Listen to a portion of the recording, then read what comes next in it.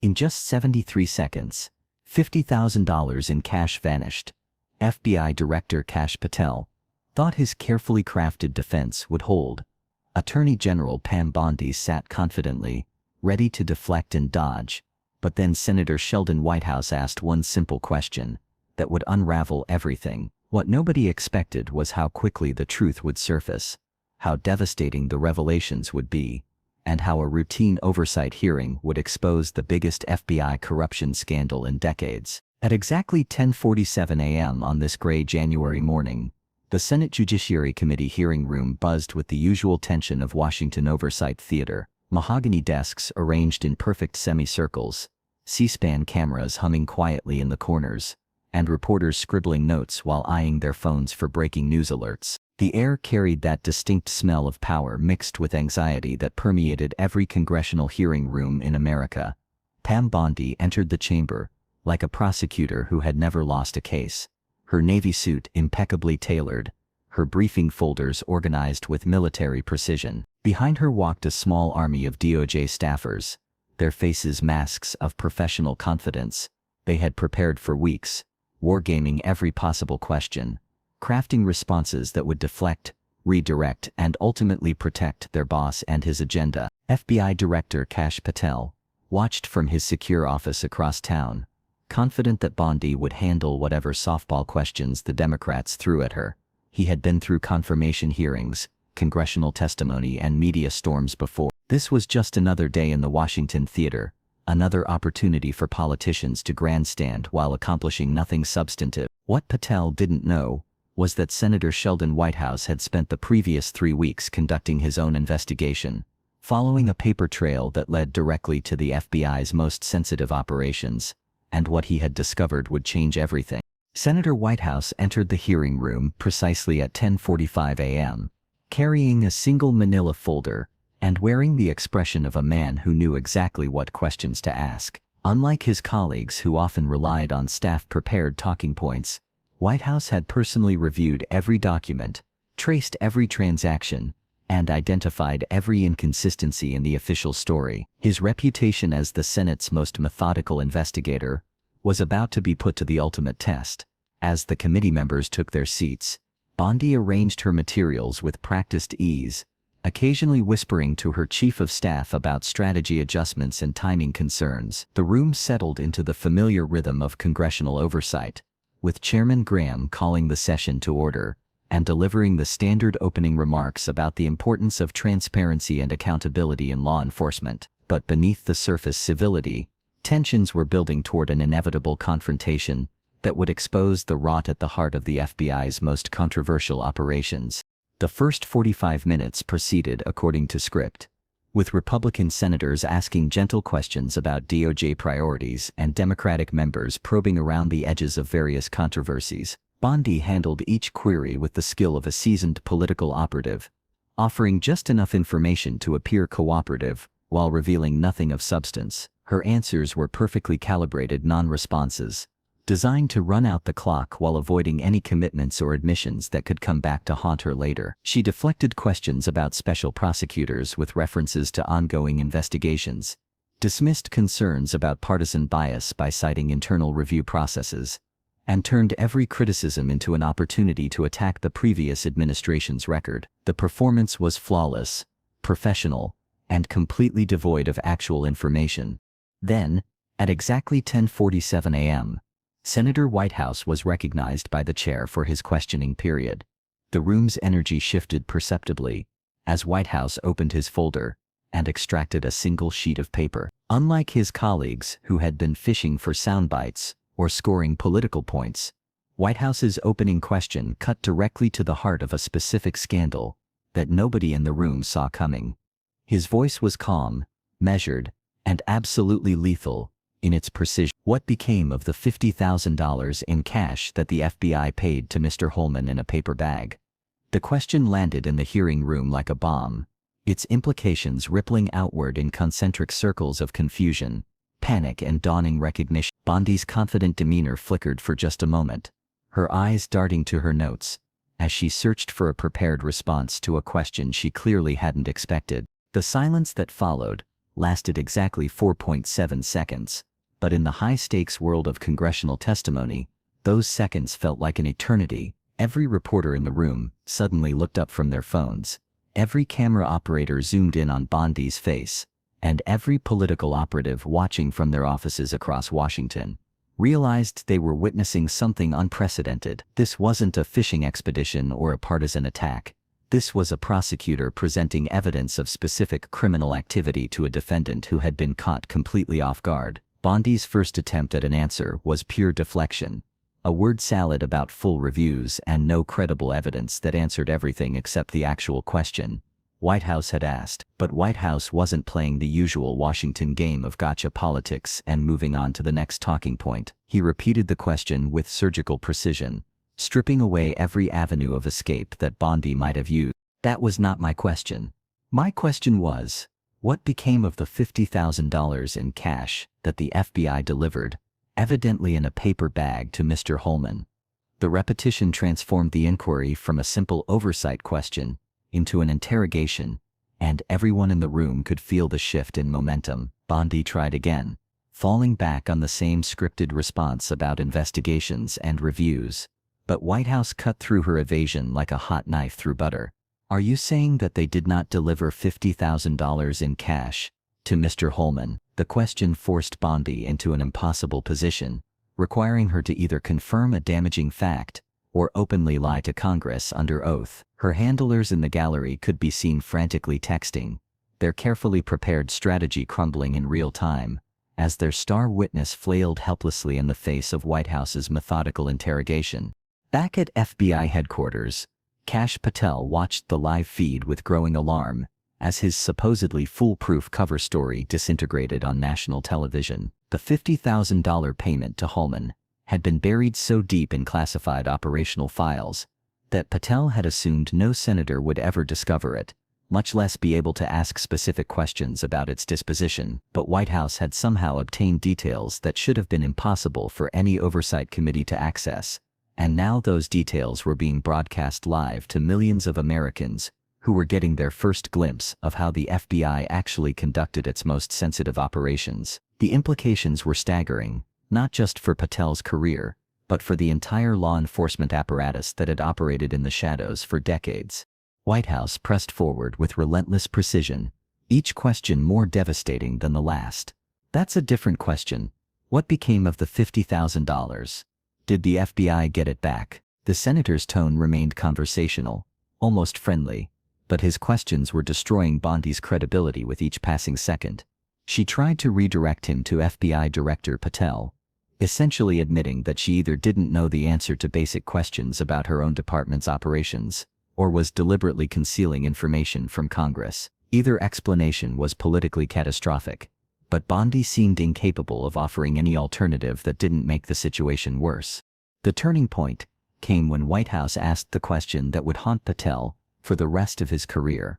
Did Holman keep the $50,000? The simplicity of the inquiry masked its devastating implications. If Holman had kept the money, it suggested either incompetent oversight or deliberate corruption. If the FBI had recovered it, the agency's refusal to say so publicly implied they were hiding something even worse. And if they didn't know where the money was, it meant the Bureau had lost track of $50,000 in taxpayer funds that had been delivered in cash to an informant with questionable loyalty and ethics. Every possible answer was damaging, which explained why Bondi was so desperate to avoid providing any answer at all.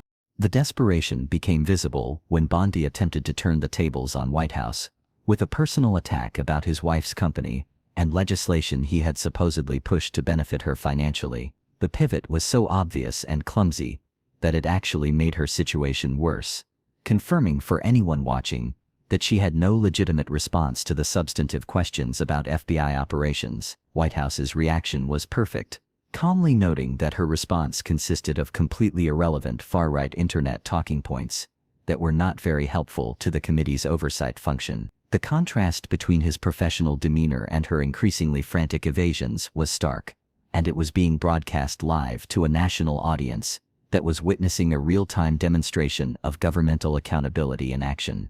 But Whitehouse wasn't finished. having established that the Justice Department couldn't or wouldn't account for $50,000 in cash payments to a questionable informant. He moved on to the broader pattern of corruption and misconduct that the missing money represented. What happened to the $50,000? Did Holman keep it? Did the FBI get it back? If he kept it, did he put it on his tax returns? Pretty simple questions. The senator's summary highlighted just how basic and reasonable his inquiries had been, making Bondi's evasions seem even more suspicious and indefensible. These weren't complex policy questions or subjective matters of interpretation. They were simple factual inquiries about the disposition of specific government funds, the kind of questions that any competent administrator should be able to answer immediately.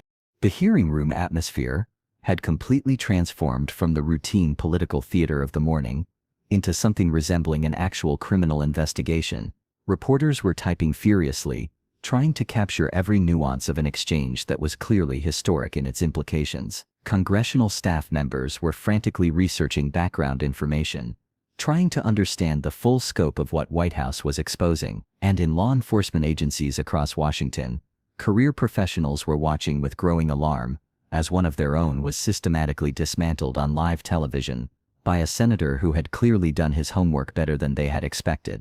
Whitehouse's reference to Holman's connection to the Eric Adams case added another layer of complexity to the scandal, suggesting that the missing $50,000 was part of a broader pattern of questionable FBI operations involving high-profile political figures. He said, "If Adams doesn't come through, I'll be back. I'll be in his office up his butt saying, 'Where the hell is the agreement we came to?'" The quote painted a picture of an informant who felt entitled to make demands of elected officials, secure in the knowledge that he had FBI backing and protection. It suggested a level of corruption that went far beyond simple financial irregularities to encompass the weaponization of law enforcement against political targets. The senator then raised the stakes even higher by asking about the Office of Professional Responsibility investigation of prosecutorial misconduct by Amal Bougie, connecting the missing $50,000 to a broader pattern of DOJ corruption that implicated multiple senior officials. What became of the OPR investigation of prosecutorial misconduct by Amal Bougie?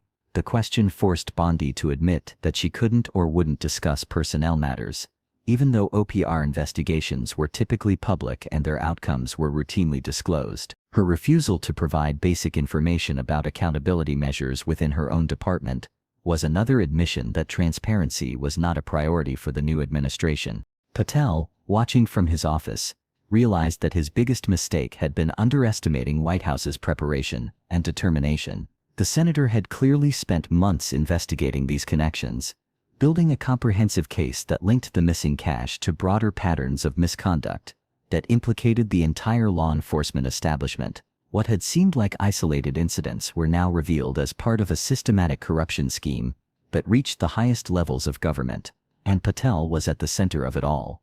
The questioning about sealed testimony added another dimension to the scandal, with Whitehouse asking how and when Patel's grand jury testimony had been sealed and by whom. The implication was clear. Patel had used his position to protect himself from scrutiny by sealing testimony that might have been embarrassing or incriminating. Bondi's refusal to discuss whether the testimony was sealed or how it might have been released publicly was another non-answer that confirmed the worst suspicions about the administration's commitment to transparency and accountability.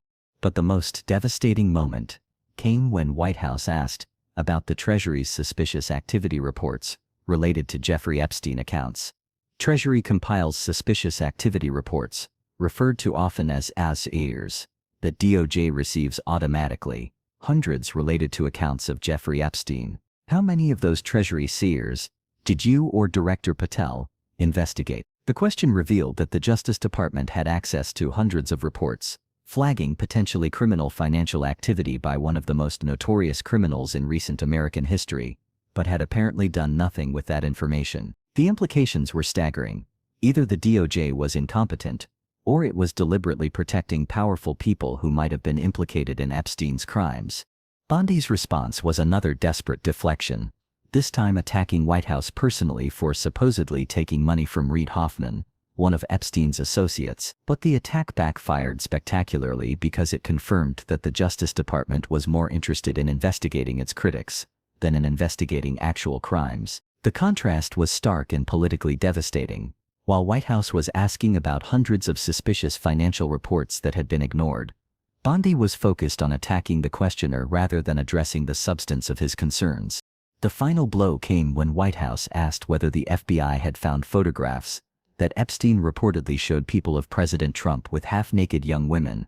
There's been public reporting that Jeffrey Epstein showed people photos of President Trump with half-naked young women. Do you know if the FBI found those photographs in their search of Jeffrey Epstein's safe or premises or otherwise? Have you seen any such thing? The question was designed to test whether the Justice Department was willing to investigate potential criminal activity involving the president, or whether it would prioritize political loyalty over law enforcement integrity.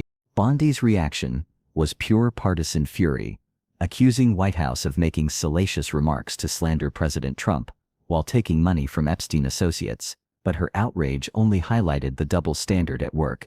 She was perfectly willing to make unsubstantiated attacks on a senator's financial connections, while refusing to acknowledge that the Justice Department had failed to investigate substantiated reports of potentially criminal activity involving the president. The hypocrisy was obvious and damaging, confirming that the DOJ had become a partisan weapon rather than an impartial law enforcement agency. By the time Whitehouse's questioning period ended, the damage was complete and irreversible. In just 73 seconds of focused interrogation, he had exposed a pattern of corruption, incompetence, and partisan bias that reached the highest levels of federal law enforcement. The missing $50,000 was just the beginning, a thread that when pulled had unraveled an entire fabric of misconduct that implicated everyone from FBI Director Patel to Attorney General Bondi to President Trump himself. The hearing had begun as a routine oversight session, but had become a devastating indictment of an entire administration's approach to justice and accountability. In the aftermath, as reporters raced to file stories and congressional staff scrambled to follow up on the revelations, one thing was clear: Kash Patel's days as FBI director were numbered. The man who had thought he was safe behind layers of classification and bureaucratic protection had been exposed by a senator who understood that in a democracy, no one is above the law, and no one is beyond the reach of accountability. The $50,000 in cash might never be recovered, but the truth about how it disappeared had finally been revealed, and that truth was more damaging than any amount of money could ever be. Sometimes the strongest weapon isn't a badge or a subpoena. It's a senator with a manila folder and 73 seconds to ask the right questions. What happens when a leader who built power on secrecy is undone by a simple question about missing cash? If accountability can't survive in broad daylight, was it ever really there? This story shattered the illusion that some officials are too powerful to question. Don't just watch, like, share, and subscribe to see more moments when truth cuts through the noise. Hit the bell, because the next revelation might be about someone you thought was untouchable. What would you do if you discovered $50,000 in taxpayer money had vanished into thin air? Drop a comment below and let us know where you think this investigation leads next.